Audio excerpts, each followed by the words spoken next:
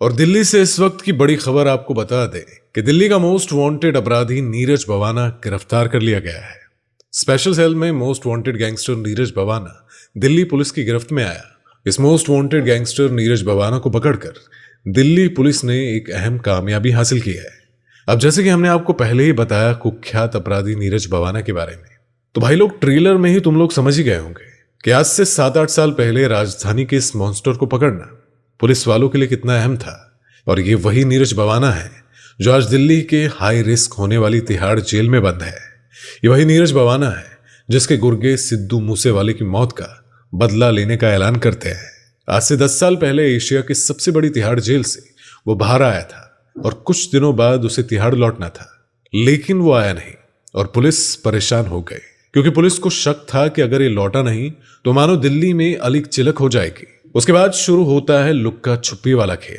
अब पुलिस को मुखबिरी मिलती है कि भवाना आज किसी को ठोकने आने वाला है और जब तक पुलिस वहां पर पहुंचती है तो वो तब तक अपने दुश्मन के कलेजे में पीतल की गोली छोड़कर फरार हो जाता है। अब आलम यह था कि कभी दिल्ली तो कभी हरियाणा, कभी गुजरात, पंजाब, कर्नाटक, बेंगलुरु और कोलकाता में उसके नाम के FIR दर्ज होते रहे। इधर 10-10 राज्यों की पुलिस को उसकी तलाश थी, लेकिन वो पुलिस से 2 कदम आगे चलता था क्योंकि वो क्राइम की पाठशाला से टॉप करके आया था। पढ़ने लिखने की उम्र में वो क्राइम की डिक्शनरी का उस्ताद बन चुका था।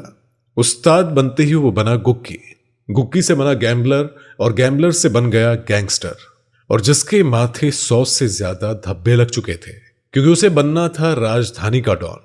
वो डायरेक्ट सेटिंग करके नहीं आया था, वो मेरिट से आया था। तो लाजमी है कि दिल्ली पर राज करने का ख्वाब तो वो देखेगा ही, लेकिन इतना बड़ा डॉन कैसे चढ़ा पुलिस के हत्थे, तो ये तुम लोग जानना चाहते हो ना? तो फिर चलो बताते हैं उसके बारे में। लेकिन उस साल की असली क्राइम बुक जो है, जब वो पकड़ा गया था, तो भाई लोग उस साल की क्राइम बुक का एक एक पन्ना पलटकर पूरा कच्चा चिट्ठा तुम लोगों के सामने चिपका डालेगा। और भाई गुज्जू भाई वो छोटा मोटा गुंडा नहीं बनना चाहता था और नहीं एक इलाके में सिमट कर रहना चाहता था। वो तो इंडिया का मोस्ट वांटेड डॉन बनना चाहता था और वो एक क्रिमिनल की तरह सोचने लगा, जुर्म की हर वारदात को एक डॉन की तरह करता था। यही वजह है कि 1988 में दिल्ली की बवाना में जन्मा एक छोकरा 18 साल के बाद हरियाणा से गिरफ्तार हो जाता है। जब इस डकैत का पुलिस वाले ने नाम पूछा तो उसने कहा कि साहब मुझे नीरज भवानिया कहते हैं। 18 साल के इस छोकरे के तेवर को देखकर पुलिस वाला भी समझ गया कि अगर ये जिंदा रहा तो एक दिन जरूर इंडिया का मोस्ट वांटेड बन जाएगा। और हुआ भी बिल्कुल ऐसा ही। 2 साल के अंदर ही वो लूट और किडनैपिंग के केस में पुलिस के हत्थे चढ़ा। इस बार भी पुलिस परेशान हो चुकी थी, तो उसके बाद उसे भेज दिया गया तिहाड़ जेल में। उस वक्त वो तिहाड़ जेल में बंद था। उसके बाद दाऊद इब्राहिम का खास आदमी फजलुर रहमान, जो दुबई, मलेशिया और सीतापुर में दाऊद के काले धंधों को संभालता था, तिहाड़ में दोनों की सेटिंग हुई और फजलू को बवानिया का डेयरिंग पसंद आया और दाऊद के क्राइम करने के सारे तौर तरीके उसने सीख लिए। और इसी फजलू ने उसे दिल्ली में जमीन कब्जा और रंगदारी का धंधा शुरू करने की नसीहत भी दी। वो जेल से बाहर आया और आते ही नरेला और बवाना के इंडस्ट्री एरिया के बड़े बड़े व्यापारियों से रंगदारी वसूलने शुरू कर दिए। अगर कोई मांगी रकम नहीं देता तो उसके घर गोलियां चलवाता और देखते ही देखते आउटर दिल्ली और नॉर्थ वेस्ट दिल्ली में उसका एम्पायर बड़ा हो गया। यहां पर इसके बढ़ते गट्स को देखकर दिल्ली के कई गैंग छोकरे उसकी गैंग में शामिल हो गए। इसके बाद वो जमीन कब्जे के धंधे में उतरा और लफड़े वाली जमीनों में पहले मंडवाली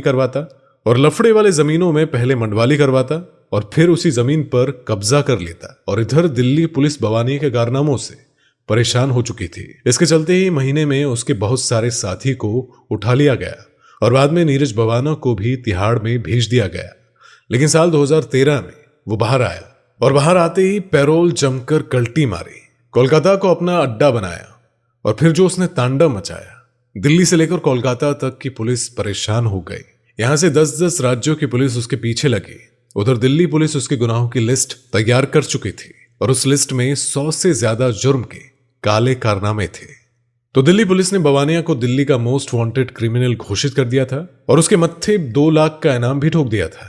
लेकिन इससे बात नहीं बनने वाली थी क्योंकि वो रुकने का नाम ही नहीं ले रहा था और बढ़ती वारदातों ने दिल्ली पुलिस के ऊपर दबाव बढ़ा दिए। और यहीं से शुरू हुआ मिशन भवानी और उसको पकड़ने के लिए दिल्ली STM की एक रावस टीम बुलाई गई। और उस वक्त दिल्ली पुलिस के पास जितनी भी टेक्निक थी उन सारी तकनीकों का इस्तेमाल उन्होंने किया। इसी बीच एक कांड होता है जिसने नीरज भवानिया को 1 डिग्री गैंगस्टर में शामिल कर दिया।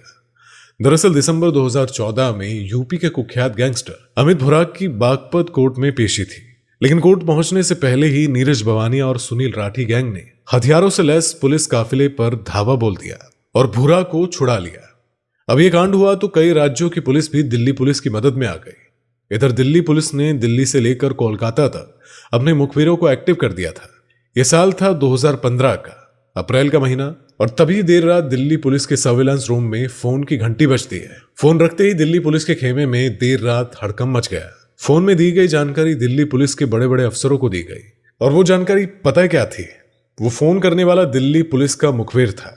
उसने बताया कि आज अर्ली मॉर्निंग नीरज भवाना दिल्ली में अपने घर आने वाला है। अब यहां ये जानकारी मिलते ही रातों रात सारे के सारे ऑफिसर्स को बुलाया गया, और जो टीम कई महीनों से भवानिया को पकड़ने की ट्रेनिंग ले रही थी, आज उनके इम्तिहान की घड़ी आ चुकी थी।